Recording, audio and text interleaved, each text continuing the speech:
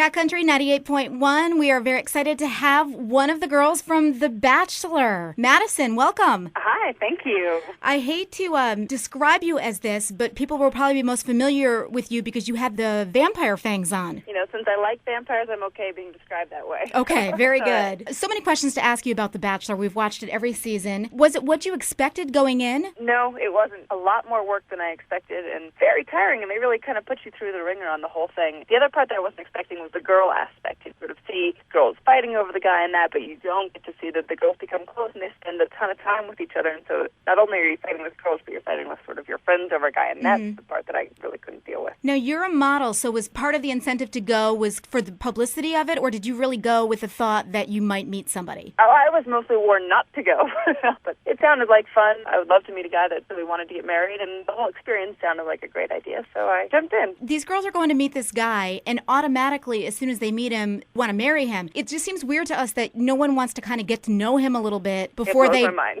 Yeah, before they determine that he's the perfect guy for them. You're taken away from everything, and you don't have your phone, you don't have books, you don't have internet, so basically all you have to do is fall in love. This year it seems like Michelle is kind of being made out to be the villain. Do you feel like that's editing, or was that kind of really how it was? Combination. Behind scenes, she was a pretty sweet girl, and we all called her Mama Michelle and got along with her, but everybody knew that she was there for the competition and that came first. At the end of the day, everything that's said is something that you have actually said. Right. Were there girls in the house that talked about having boyfriends back home? I think that a lot of the girls maybe had somebody that they'd seen right before they go on the show, or interest. The show asks you to stop seeing people totally before you go on a show, but it's a couple months. But I don't know any girls that had like serious boyfriends at home. Now, your departure was pretty dramatic. Brad had kind of said to you earlier in the night, you know, if you don't want to take a rose, then just let me know when I offer it to you if I do. And then you decided to leave. What made you decide to do that? At the end of the day, I kind of thought that if he offered me a rose, I would probably say yes and end up maybe regretting it in the morning, feeling like I had taken it from someone, and that was the last thing that I wanted. And I also didn't want to, you know, have him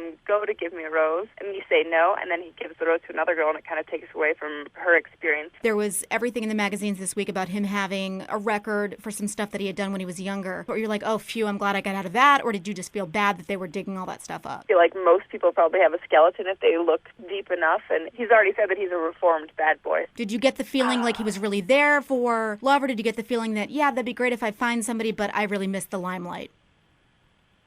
Time will tell. Okay, that answer is enough because there was some silence there, so I get it.